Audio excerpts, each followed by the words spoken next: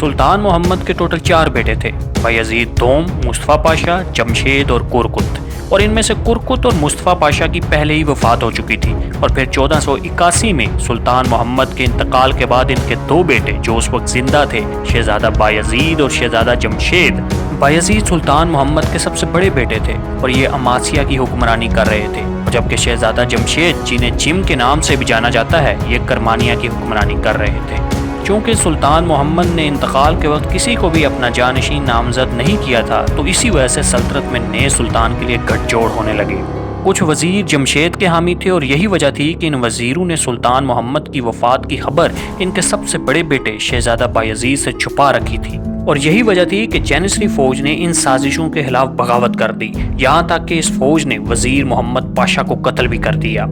یہ سب ہونے کے بعد شہزادہ بایزید اماسیہ سے قسطنطنیہ پہنچ گیا اور اس نے جاتے ہی تخت سنبھال لیا اور نئے سلطان کا اعلان کر دیا۔ لیکن دوسری طرف سلطان بایزید کے چھوٹے بھائی جو کہ اس وقت بھروسہ میں تھے، ان کو یہ بات ناگوار گزری اور اسی لیے انہوں نے اپنے حامیوں کو ساتھ ملایا اور سلطان بایزید سے تخت سے دستبردار ہونے کا مطالبہ کر دیا۔ لیکن اس مطالبے کو سلطان نے ٹھکرا دیا، لیکن شہزادہ جمشید نے دوبارہ ایک قاصد سلطان کے پاس اس تجویز کے ساتھ بھیجا کہ سلطنت عثمانیہ کو 2 حصوں پر تقسیم کر دیتے ہیں، ایشیا کوچک کے حصوں پر میں حکمرانی کرتا ہوں، جبکہ دوسری جانب یورپ کے حصوں پر سلطان بایزید حکمرانی کر لیں۔ لیکن سلطان بایزید کو یہ بات انتہائی ناگوار گزری۔ ان کا ماننا تھا کہ اس عظیم سلطنت کے لیے ہمارے بڑوں نے بے جا قربانیاں دی ہیں اور یہی وجہ ہے کہ آج عثمانی سلطنت اس مقام پر کھڑی ہے۔ سلطان بایزید نے فوراً ایک لشکر تیار کیا اور اپنے بھائی شہزادہ جمشید پر بروسا میں حملہ کر دیا، جس کے نتیجے میں شہزادہ جمشید مصر میں بھاگ گیا اور وہاں اس وقت کی مملوک سلطنت کے ساتھ مل گیا اور فوجی حمایت بھی حاصل کر لی۔ اور پھر فوجی حمایت حاصل کرنے کے بعد اس نے دوبارہ سلطان بایزید پر حملے کے منصوبے بنانا شروع کر دیے اور ایشیا کوچک میں موجود چھوٹی ریاستوں کے سرداروں کو اپنے ساتھ ملا لیا، اور ایک بار پھر اس نے منظم ہو کر سلطان بایزید پر حملہ کر دیا۔ لیکن بدقسمتی سے اس بار پھر شہزادہ جمشید کو سلطان بایزید کے ہاتھوں شکست سے دوچار ہونا پڑا اور اس بار پھر شہزادہ جمشید بھاگنے میں کامیاب ہو گیا، لیکن اس بار یہ روڈس فرار ہوا اور روڈس میں اس نے سینٹ جان سے تحفظ طلب کیا، لیکن سینٹ جان نے یہ کیا کہ اس نے شہزادہ جمشید کو پوپ انوسنٹ 8 کے حوالے کر دیا، اور پوپ نے یہ منصوبہ بنایا کہ وہ جمشید کو استعمال کر ترکوں کو یورپ سے باہر نکالے گا۔ لیکن پوپ کی جب یہ صلیبی جنگ کامیاب نہ ہو سکی تو اس نے شہزادہ جمشید کو نیپولین کی ایک جیل میں مرنے کے لیے چھوڑ دیا، اور یوں یہ بد نصیب شہزادے نے اپنی باقی کی زندگی قید میں گزار دی اور پھر قید کے دوران ہی اس کو قتل کروا دیا گیا۔ لیکن سلطان بایزید نے اس کی لاش منگوا کر پوری شاہی شان و شوکت کے ساتھ بروسا میں اس کو سپرد حق کیا گیا،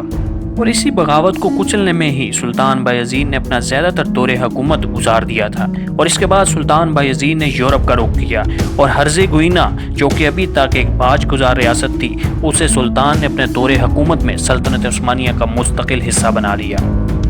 جولائی 1492 میں اسپین کی نئی ریاست نے ہسپانوی استفسار کے حصے کے طور پر اپنی یہودی اور مسلم آبادی کو بے دخل کر دیا۔ یہی وجہ تھی کہ بایزید دوم نے عثمانی بحریہ کو 1492 میں ایڈمرل کیمر رئیس کی سربراہی میں اسپین بھیج دیا تاکہ انہیں عثمانی سرزمین پر باحفاظت انحلا کیا جا سکے، اور ساتھ ساتھ اس نے پوری سلطنت میں یہ اعلانات بھیجے کہ مہاجرین کا استقبال کیا جائے، اور اس نے مہاجرین کو سلطنت عثمانیہ میں آباد ہونے اور عثمانی شہری بننے کی اجازت بھی دے دی۔ اندلس کے مسلمانوں اور یہودیوں نے سلطنت عثمانیہ کی ابھرتی ہوئی طاقت میں نئے نظریات، طریقہ کار اور دستکاری کو متعارف کرانے میں بہت زیادہ کردار ادا کیا، اور قسطنطنیہ میں پہلا پرنٹنگ پریس 1493 میں سفارڈک یہودیوں نے قائم کیا تھا۔ بتایا جاتا ہے کہ بایزید کے دور حکومت میں یہودیوں نے ثقافت کو فروغ دیا، جس میں تلمودیست اور سائنسدان مرڈیسائے کومٹینو جیسے علماء کی موجودگی تھی۔ لیکن دوسری جانب ایشیا کوچک میں ابھی بھی ایک سلطنت موجود تھی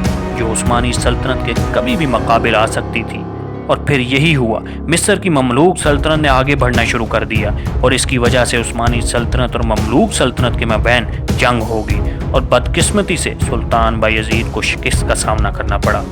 اور اس شکست کی وجہ سے کرمانیہ نے ایک بار پھر بغاوت کر دی۔ اس بغاوت کو تو سلطان بایزید نے کچل ڈالا، لیکن اس کے برعکس مصر کی مملوک سلطنت سے سلطان کی تقریباً 5 سال جنگ چلتی رہی، لیکن پھر سلطان نے اپنی سلطنت میں سے کچھ حصے مملوک سلطنت کو دے کر معاہدہ کر لیا۔ سلطان بایزید ایک متقی مسلمان تھا، قرآن کے احکامات اور اسلامی قانون پر عمل پیرا تھا۔ اس کے دور میں ریاست کا زیادہ تر حصہ مساجد، کالجوں، اسپتالوں اور پلوں کی تعمیر کے لیے مختص تھا۔ اس نے سلطنت عثمانیہ کے اندر اور باہر بھی فقہاء کرام، اسکالرز اور شاعروں کی حمایت کی۔ 14 دسمبر 1509 کو قسطنطنیہ زلزلے سے تباہ ہو گیا اور پھر اس کی دوبارہ تعمیر نو کی گئی۔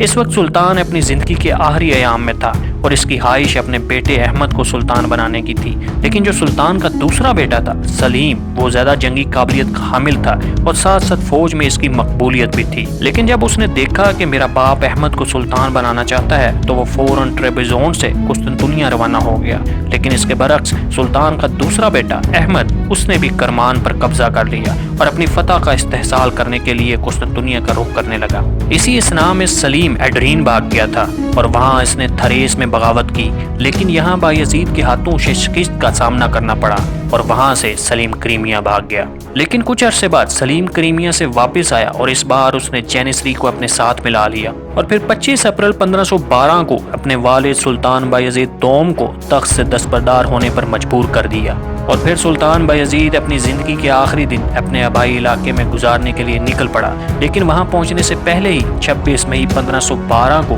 آپ 65 سال کی عمر میں انتقال کر گئے اور آپ کو استنبول میں بایزید مسجد کے قریب دفنا دیا گیا۔